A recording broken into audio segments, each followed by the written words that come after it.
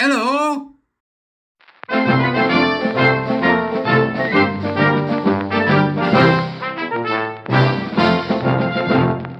Beep, beep, beep, beep. Or should I say, welcome to the court of the Edijester, where today we shall be discussing chickens. Yep, you heard that right. Chickens, right? Because Defra, as you can see there, has run into a small snag. When it comes to registering chickens. This is the Daily Mail, only the Daily Mail. Defra, left with egg on its face in online revolt over chicken database crashes website as pranksters list rubber chicken chicken nuggets as pets. Just genius, isn't it? Just genius.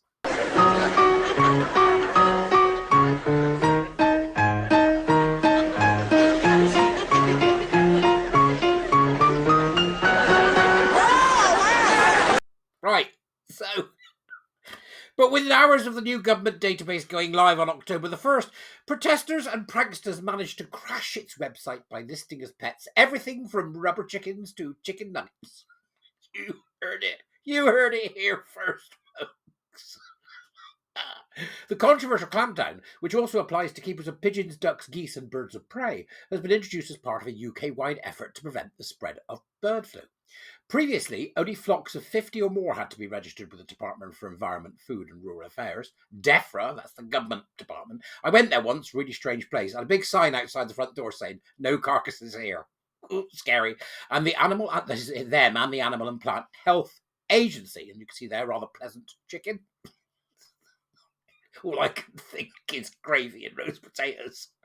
So it's now been expanded to all owners who keep birds outdoors, even just a handful, who now face 6 months imprisonment and fines of up to £2,500 for each unregistered bird. That's one hell of a chicken, isn't it, that money? Outraged by the petty regulations, several posted images of birds they had just registered, mostly wrapped in plastic, with cooking instructions attached. One commenter on X registered himself dressed in a chicken costume. However, another observed, "So all the people who tried to register the roast chickens from Tesco's have managed to crash the different website, and now it's not working. It's not big or clever. Stop sniggering." Last night, the site was still suffering technical problems.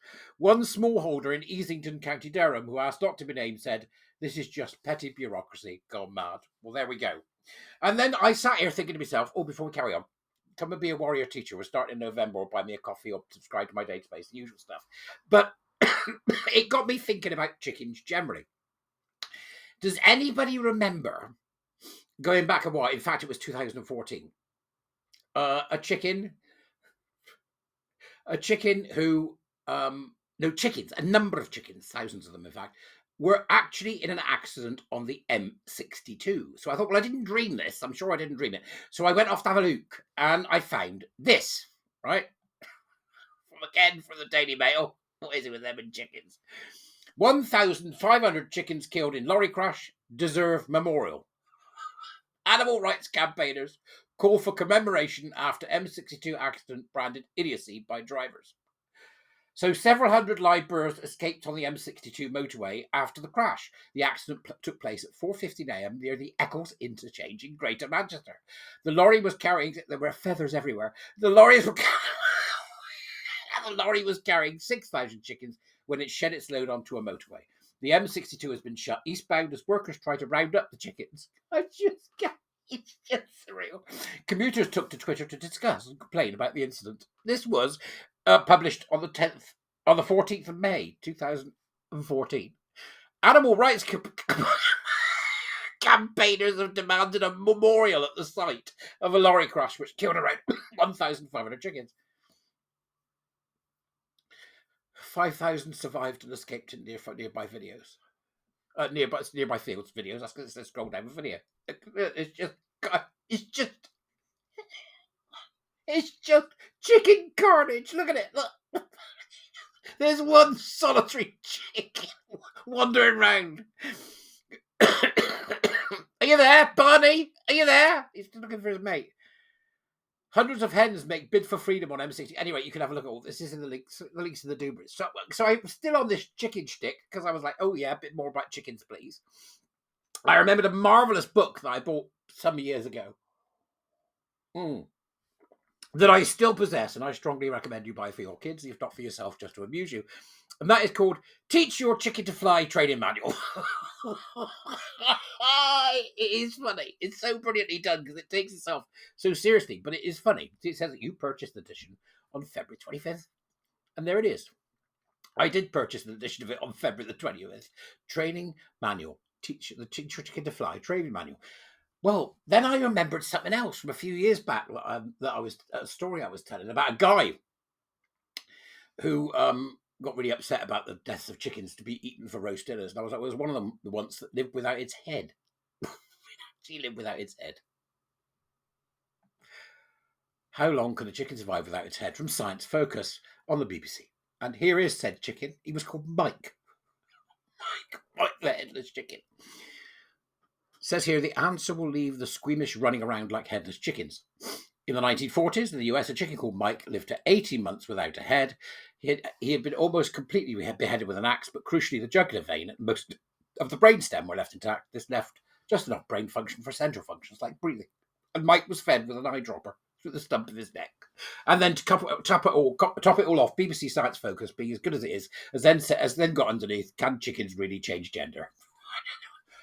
Don't ask me. Don't ask me. So off I went again to find some more information on chickens, and I found this. Right? This is the official Movies with Chickens in Them database. Wonderful. Absolutely wonderful. So it then goes through films that have got chickens in them. Like The Social Network apparently has a chicken in it. It's 75 minutes and 9 seconds. After discussing the animal cruelty incident, Eduardo has just learned that Mark is moving to Palo Alto. Eduardo walks over to sit on the couch, and the chicken he's been taken care of is in a small cage on the coffee table. You hear the chicken in the background before the time above, but you first see it around that time.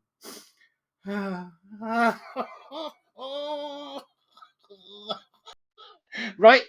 So then you have to ask yourself the question, does anybody remember this?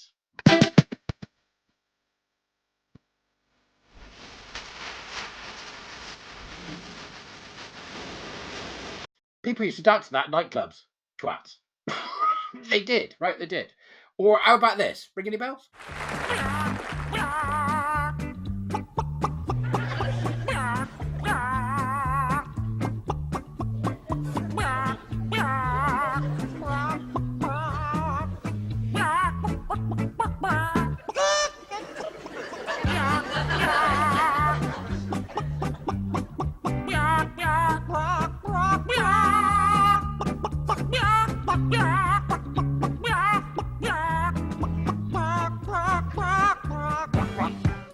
And on that note, I'll leave you and go and do something more serious in my life. I'm going to have some scrambled eggs.